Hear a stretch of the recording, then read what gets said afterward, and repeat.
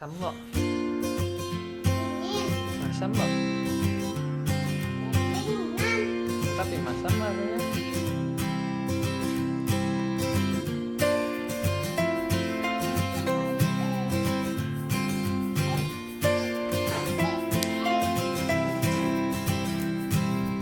Nggak kemana-mana buat mainan tuh.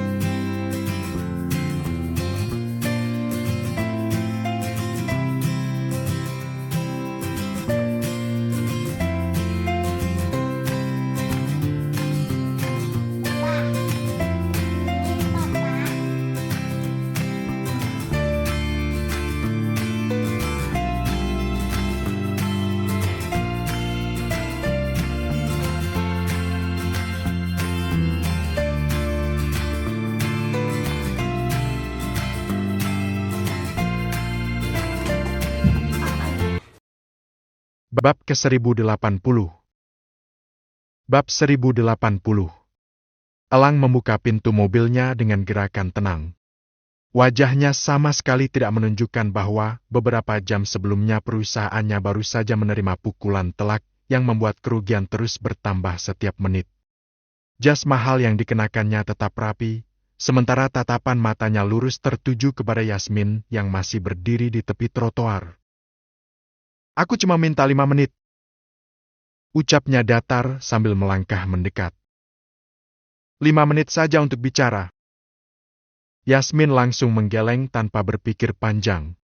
Ia mencengkram kantong belanjaannya sedikit lebih erat sebelum melangkah mundur menjaga jarak. "Saya tidak punya 5 menit pun untuk Anda. Yasmin, tidak ada lagi yang perlu kita bicarakan, Pak Elang." Elang berhenti sekitar 2 meter di depannya. Senyum tipis masih menghiasi sudut bibirnya, seolah penolakan itu hanyalah bagian dari permainan yang sudah biasa ia hadapi. "Pagi tadi aku sudah berusaha bersikap baik. Hadiah yang kukirim malah ditolak mentah-mentah. Jadi sekarang aku datang sendiri. Itu bukan hadiah," balas Yasmin tanpa ragu. "Itu cara Anda memaksa orang lain menerima keinginan Anda." Sorot mata Elang berubah sedikit lebih tajam, tetapi ia tetap mempertahankan ketenangannya. "Aku hanya ingin menunjukkan keseriusanku. Kalau itu yang Anda sebut serius, maaf, saya justru menganggapnya tidak sopan." Angin sore berembus pelan melewati jalanan yang mulai dipenuhi kendaraan pulang kerja. Beberapa orang yang melintas mulai melirik ke arah mereka karena melihat seorang pria berpenampilan nicis berdiri menghadang seorang gadis berjilbab di pinggir jalan. Yasmin mengembuskan napas panjang sebelum kembali berbicara. "Saya bukan perempuan yang bisa dibeli dengan mobil mewah, bunga mahal, atau hadiah apapun. Jadi hentikan semua ini." Elang menatapnya tanpa berkedip. "Itulah yang membuatku semakin tertarik padamu." Yasmin mengernyit heran sekaligus muak. "Kamu berbeda dari semua perempuan yang pernah kutemui. Mereka selalu berusaha mendekatiku. Kamu justru terus menjauh. Bagi Anda ini mungkin menarik," kata Yasmin dengan nada dingin. "Tapi bagi saya, ini menjengkelkan." Elang terkekeh pelan. "Aku suka tantangan. Jadi bagi Anda saya cuma target? Bukan. Tapi seseorang yang harus kumiliki." Jawaban itu membuat wajah Yasmin seketika mengeras.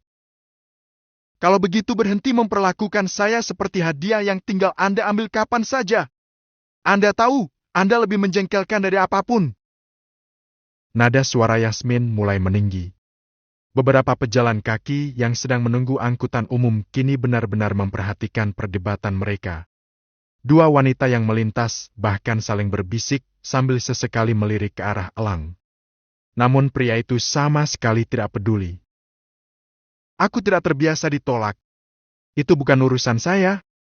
"Benar. Tapi aku selalu mendapatkan apa yang kuinginkan. Kalau begitu bersiaplah menerima kegagalan pertama Anda." Tatapan mereka saling bertemu. Tidak ada lagi senyum di wajah Yasmin, hanya ketegasan yang membuat Elang justru semakin penasaran. "Aku yakin suatu hari nanti kamu akan berubah pikiran. Sampai kapanpun jawabannya tetap tidak." Yasmin memutar tubuhnya hendak pergi. Baru 2 langkah berjalan, tiba-tiba sebuah tangan besar menggenggam pergelangan tangannya. Refleks Yasmin langsung menoleh. "Lepaskan! Aku belum selesai bicara." Yasmin berusaha menarik tangannya, tetapi genggaman Elang jauh lebih kuat. Rasa panik mulai memenuhi dadanya ketika beberapa orang hanya melihat dari kejauhan tanpa berani ikut campur. "Lepaskan tangan saya! Ayo ikut! Aku tidak akan menyakitimu. Saya bilang lepas!" Di saat yang sama sebuah motor berhenti mendadak di pinggir jalan dengan suara rem yang cukup keras. Seorang pria bertubuh tegap segera melepas helmnya begitu melihat seorang laki-laki asing sedang menggenggam tangan adiknya. "Ada apa ini?" Suara dingin itu membuat Elang dan Yasmin sama-sama menoleh. Wajah Yasmin seketika berubah lega. "Kak Raffi!" Tanpa membuang waktu, Raffi berjalan cepat menghampiri mereka. Dengan satu gerakan tegas, ia menepis tangan Elang hingga terlepas dari pergelangan Yasmin. "Jangan sentuh adik saya!" Nada suaranya rendah, tetapi penuh tekanan. Yasmin langsung berpindah berdiri di belakang kakaknya sambil mengusap pergelangan tangannya yang memerah akibat genggaman tadi. Raffi berdiri tegak menghadang Elang. "Yasmin, siapa dia?" Elang merapikan sedikit ujung jasnya yang bergeser saat tangannya ditepis. "Anda kakaknya Yasmin? Saya Elang Bimantara," ucapnya sambil menyodorkan tangan untuk menjabat. Namun, Raffi sama sekali tak menyambut uluran tangan tanda perkenalan itu. Sikapnya tetap sedingin es. Namun, nama itu jelas tidak asing baginya. Ia bahkan tahu seberapa besar pengaruh keluarga itu di dunia bisnis. Namun keterkejutan itu hanya berlangsung sesaat, sebab Raffi kembali memasang wajah datar. "Apa dia mengganggumu?" "Aku tidak mengganggunya," jawab Elang cepat. "Kalau bukan mengganggu, lalu apa namanya memegang tangan perempuan yang sudah jelas menolak?" Elang menatap Raffi tanpa gentar. "Aku hanya sedang minta waktu untuk berbicara dengannya. Itu saja." Raffi mengabaikan penjelasan Elang dan hanya fokus pada adiknya. "Yasmin, ada urusan apa dengannya?" Yasmin yang berdiri di belakang menunduk, tak ingin kakaknya mengetahui tentang kesepakatan konyol yang mereka lakukan kemarin. "Gak ada urusan apa-apa, Kak. Kalau begitu, kenapa dia mengikutimu?" Yasmin tak menjawab, membuat Elang mengulas senyum. "Karena kamu kakaknya, aku akan jujur. Aku menyukai Yasmin dan berniat melamarnya." "Menyukai?" Raffi membalas dengan senyum dingin. "Kalau begitu dengarkan saya baik-baik. Keluarga kami memang bukan orang kaya seperti Anda. Tapi jangan pernah berpikir kami bisa ditekan dengan uang atau jabatan." Setelah mengucapkan kalimat itu, Raffi menarik tangan Yasmin, memintanya ikut dengannya, meninggalkan Elang yang membeku seorang diri. "Kamu gak apa-apa?" tanyanya. Yasmin mengangguk pelan. "Sejak kapan kamu kenal orang itu?" Yasmin terdiam cukup lama, seolah masih menimbang apakah semuanya perlu diceritakan atau tidak. Namun mengingat kejadian hari ini sudah sampai sejauh itu, ia akhirnya menghela napas panjang. "Kak, sebenarnya semuanya berawal beberapa hari lalu." Raffi mendengarkan tanpa menyela.